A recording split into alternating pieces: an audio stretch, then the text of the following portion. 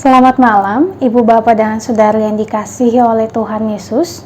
Pada malam hari ini kita akan merenungkan kebenaran firman Tuhan, yaitu dari Kitab Kejadian pasal 41 ayat yang ke-46 sampai ayatnya yang ke-57. Namun sebelum kita lebih jauh merenungkan firman Tuhan, mari kita meminta pertolongan Roh Kudus, kita berdoa. Ya Allah, kami siap untuk mendengarkan dan juga merenungkan kebenaran firman Tuhan. Berkati kami, kuasai kami, supaya kami dapat dimampukan untuk memahami dan juga memaknai apa maksud Tuhan melalui perenungan firman pada malam hari ini. Untuk itu bersabdalah ya Tuhan, kami telah siap sedia untuk mendengarkannya. Di dalam nama Tuhan kami telah berdoa. Amin. Kitab Kejadian pasal 41 ayat yang ke-46 sampai ayat yang ke-57, firman Tuhan. Yusuf berumur 30 tahun ketika ia menghadap Firaun, raja Mesir itu. Maka pergilah Yusuf dari depan Firaun, lalu dikelilinginya seluruh tanah Mesir. Tanah itu mengeluarkan hasil bertumpuk-tumpuk dalam ke-7 tahun kelimpahan itu. Maka Yusuf mengumpulkan segala bahan makanan ke-7 tahun kelimpahan yang ada di tanah Mesir, lalu disimpannya di kota-kota. Hasil daerah sekitar tiap-tiap kota disimpan di dalam kota itu. Demikianlah Yusuf menimbun gandum seperti pasir di laut, sangat banyak, sehingga orang berhenti menghitungnya, karena memang tidak terhitung. Sebelum datang tahun kelaparan itu, lahirlah bagi Yusuf 2 orang anak laki-laki yang dilahirkan oleh Asnat, anak Potifera, imam di On. Yusuf memberi nama Manasye kepada anak sulungnya itu sebab katanya, Allah telah membuat aku lupa sama sekali kepada kesukaranku dan kepada rumah bapakku. Dan kepada anaknya yang kedua diberinya nama Efraim sebab katanya, Allah membuat aku mendapat anak dalam negeri kesengsaraanku. Setelah lewat ke-7 tahun kelimpahan yang ada di tanah Mesir itu, mulailah datang 7 tahun kelaparan.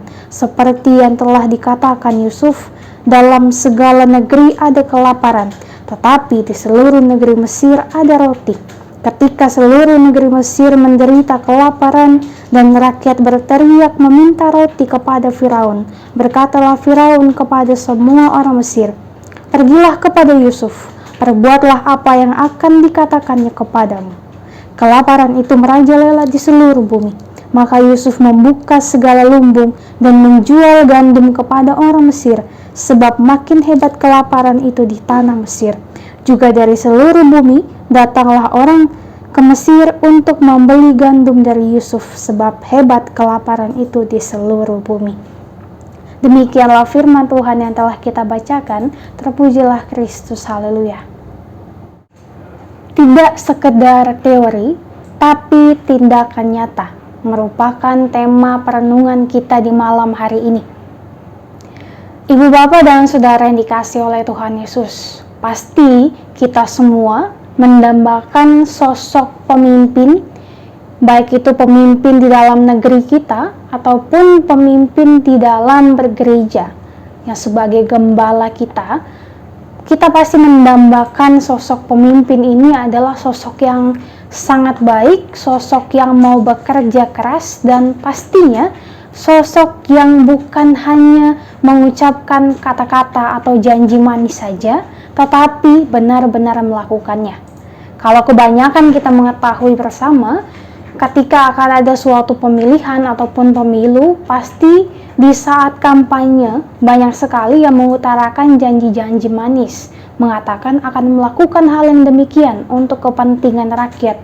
Tetapi pada saat terpilih, mereka malah melakukan hal yang sebaliknya. Mereka tidak melakukan, bahkan melupakan apa yang telah ia katakan dengan janji-janjinya tersebut. Nah, firman Tuhan pada malam hari ini melalui kisah Yusuf ini mau mengingatkan kita bahwa janganlah kita hanya sekedar mengandalkan kata-kata kita ataupun mengandalkan janji-janji manis kita, tetapi baiklah kita pun melakukan apa yang sudah kita katakan tersebut, sehingga sesuai dengan tema kita, yaitu tidak hanya sekedar teori, tetapi tindakan nyata. Orang kebanyakan sekarang lebih melihat bagaimana tindakan nyata untuk dapat dilakukan daripada kata-kata, sebab kata-kata memang dapat dikeluarkan dengan seenaknya, tetapi sulit untuk dilakukan dan juga dijadikan sebagai tindakan yang nyata. Nah, Ibu Bapak dan Saudara yang dikasihi oleh Tuhan Yesus, dari pembacaan Alkitab kita di malam hari ini, kita diperlihatkan bagaimana kisah dari sosok Yusuf, salah satu tokoh Alkitab yang memiliki peranan yang sangat penting, salah satu tokoh yang dapat memimpin ataupun menjadi penguasa di Mesir. Pasti tidak mudah untuk mendapatkan ataupun untuk sampai pada titik tersebut.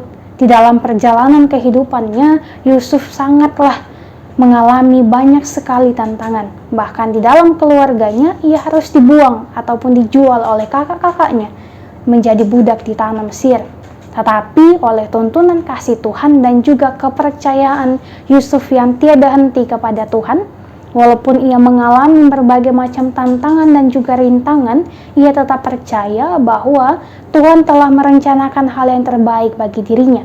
Sehingga Tuhan pun mengabulkan apa yang diinginkan oleh Yusuf dan juga memberikan kepadanya setiap kekuasaan. Sebab Yusuf pun tidak hanya berkata-kata, tetapi ia melakukan berbagai tindakan yang dapat menyelamatkan ataupun dapat menjadi berkat bagi banyak orang. Bukti nyatanya adalah dari pembacaan kita.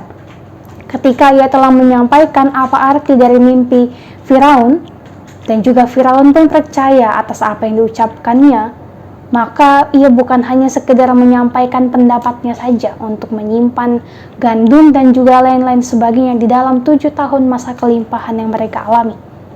Mereka telah berjaga-jaga. Yusuf pun memberikan suatu kesempatan ataupun memberikan suatu saran untuk menyimpan beberapa gandum hasil panen ataupun beberapa lainnya untuk disimpan selama 7 tahun kelimpahan tersebut, sehingga ketika pada masanya nanti 7 tahun kelaparan tiba, mereka memiliki persediaan. Yang dilakukan Yusuf benar-benarlah terjadi.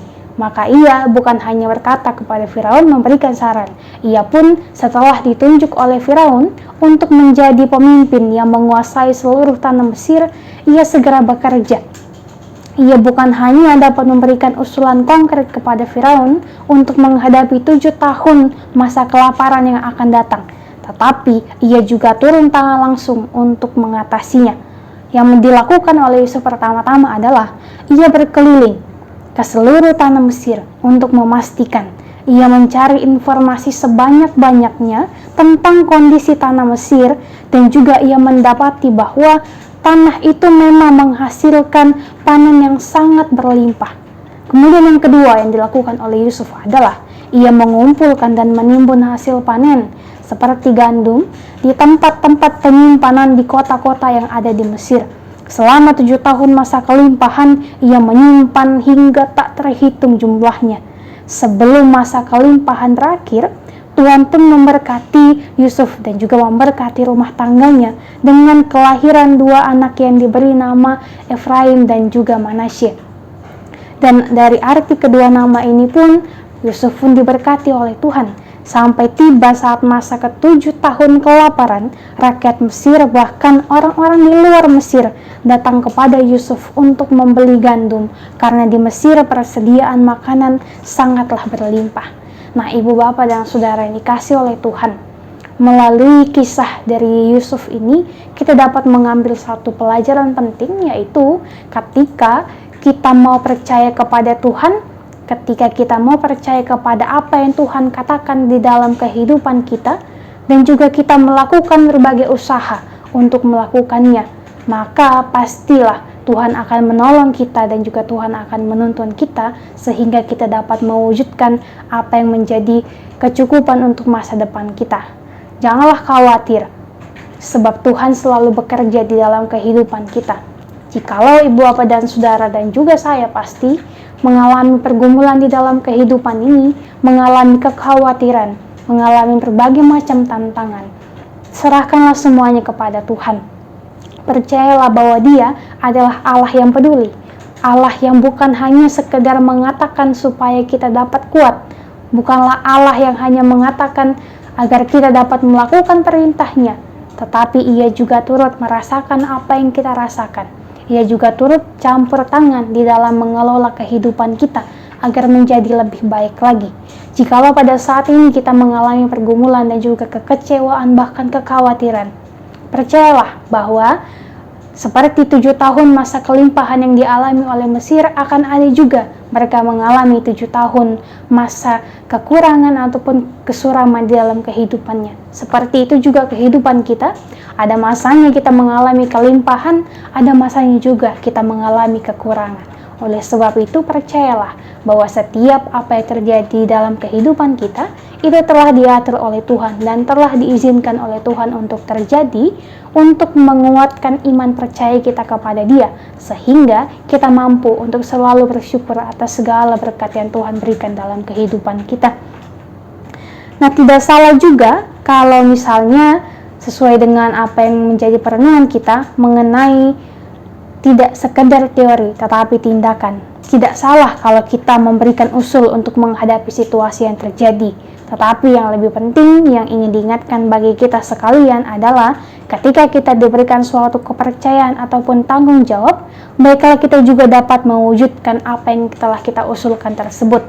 Ketika kita boleh menjadi suatu pemimpin, baik itu di suatu perusahaan atau menjadi pemimpin di dalam negara ini, bahkan di dalam bergereja, marilah kita melakukan tugas tanggung jawab itu dengan benar, sehingga kita dapat memimpin setiap umat Tuhan untuk menjadi lebih baik lagi ke depannya. Bahkan bukan hanya tugas sosok pemimpin, tetapi kita juga semuanya memiliki tugas untuk saling membantu satu sama lainnya, supaya terciptalah kehidupan yang penuh dengan kesejahteraan. Semangatlah untuk menjalani setiap kehidupan kita. Percayalah bahwa Tuhan telah merencanakan semua yang indah bagi kehidupan kita. Kalaupun saat ini kita mengalami masa kekurangan, percayalah kita pun akan mengalami masa kelimpahan yang telah Tuhan sediakan di dalam kehidupan kita. Kiranya firman Tuhan ini dapat menjadi kekuatan bagi kita untuk dimampukan melewati setiap kehidupan kita dengan selalu bersyukur dalam nama Tuhan. Terpujilah Kristus. Amin. Ibu, Bapak, dan Saudara, mari kita berdoa. Tuhan, terima kasih untuk setiap penyertaan Tuhan. Kami boleh bersama-sama merenungkan kebenaran firman Tuhan di malam hari ini. Kami boleh bersama-sama diingatkan bahwa jangan hanya mengandalkan perkataan kami saja, tetapi baiklah kami juga melakukan apa yang kami katakan, supaya kami bukan hanya sekedar menyampaikan teori, tetapi kami dapat melakukan suatu tindakan nyata, agar kami dapat menjadi berkat dimanapun kami boleh berada. Tuhan, tolong kami di dalam setiap masa-masa kekecewaan kami, masa-masa kekhawatiran kami. Tuhan, bantu kami.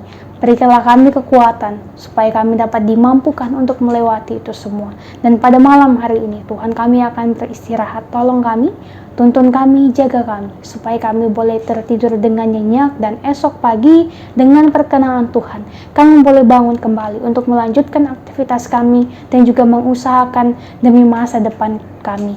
Berkati kami keluarga ya Tuhan, berkati kehidupan pribadi kami, berkati apa yang setiap akan kami rencanakan. Tuhan, tolong kami supaya semuanya itu dapat menjadi sesuatu yang berharga bagi kehidupan kami, dan juga kami pun dapat melewati semuanya dengan selalu mengandalkan Tuhan dalam kehidupan kami.